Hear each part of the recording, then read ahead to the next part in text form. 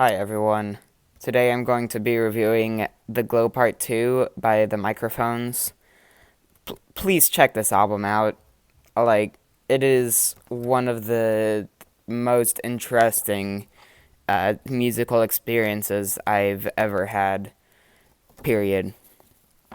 It's such like a unique album, but at the same time it feels like I couldn't put my finger on what exactly makes it unique. It's like folk and indie and noise and everything uh, coming together on this one album. But it is hands down one of the most unique and one of the best listening experiences of an album I've ever had.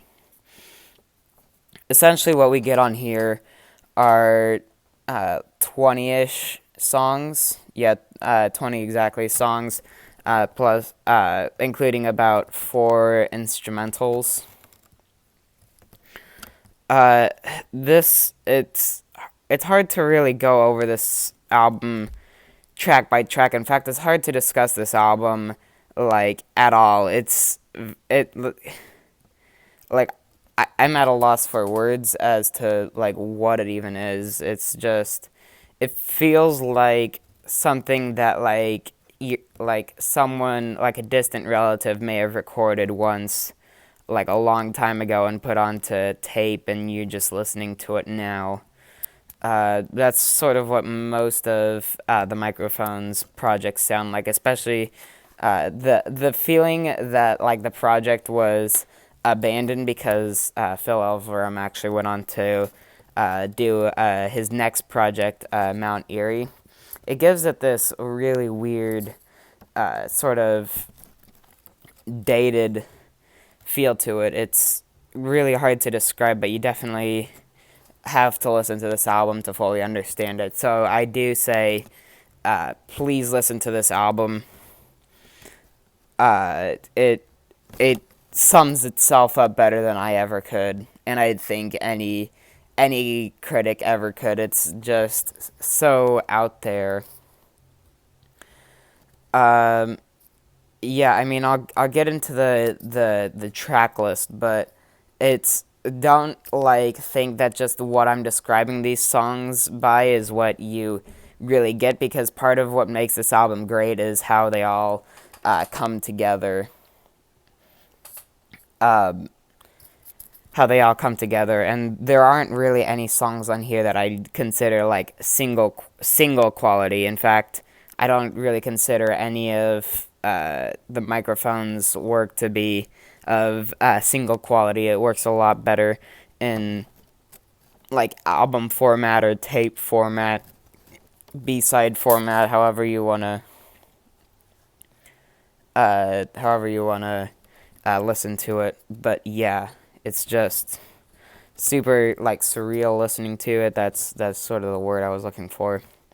But starting off this album, we have "I Want Wind to Blow," which is this guitar.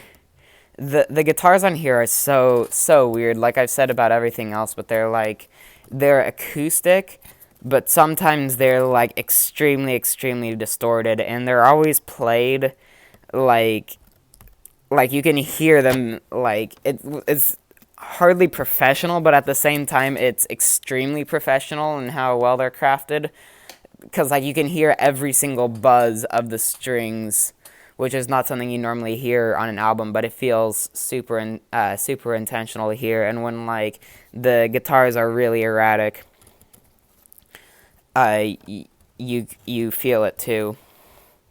It feels intentional. But "I Want Wind to Blow" is, you know,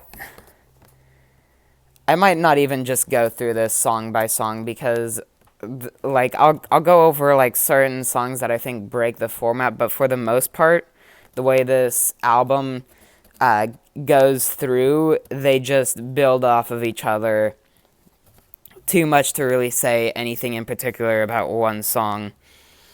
So I'll just go over sort of like parts that like stand out to me, but for the most part, know that you're just getting some extremely fantastically well written uh, uh, folk, indie, noise, experimental, pop, whatever genres you want to throw in the mix.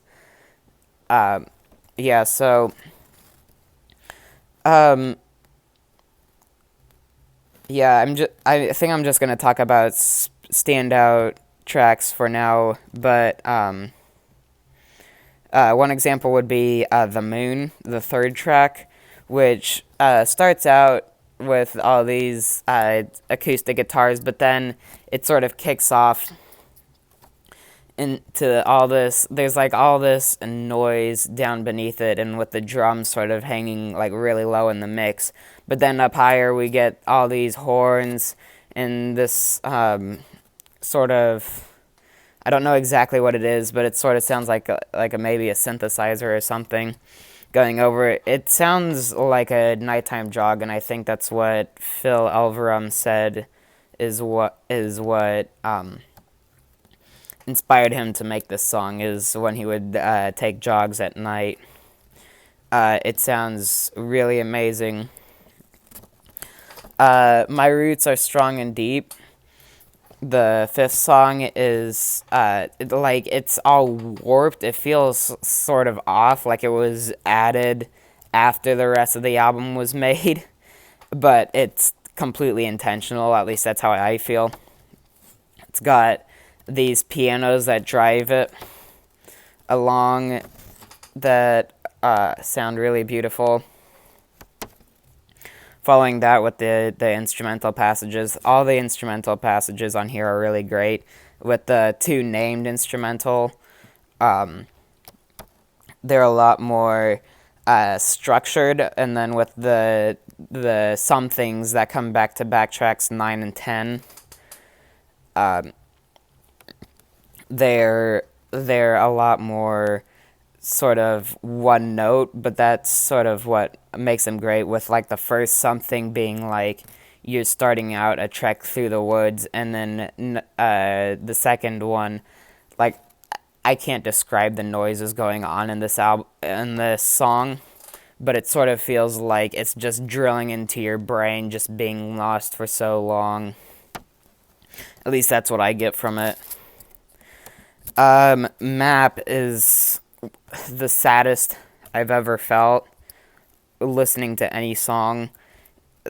Like, even the marching parts feel extremely sad, and then when it all dissolves and you hear these male and female led vocals over this sort of just like almost nothing of an instrumental, it's just so emotionally devastating all throughout. Yeah, and then after I felt your shape, the 18th track on here, which is sort of the same like acoustic, uh, uh, whatever I said before, acoustic, folk, indie, noise. It's along those lines. It's very normal. You expect these foghorns, which come in all the time on this album, to come in again. But instead, it just blasts you with so much noise that just keeps going in this extremely, extremely like bitter but sad chord progression, and then you hear the lyrics to the song that it transitions into, "Samurai Sword," where basically like you get the protagonist, because there is sort of a storyline through this album, but not really.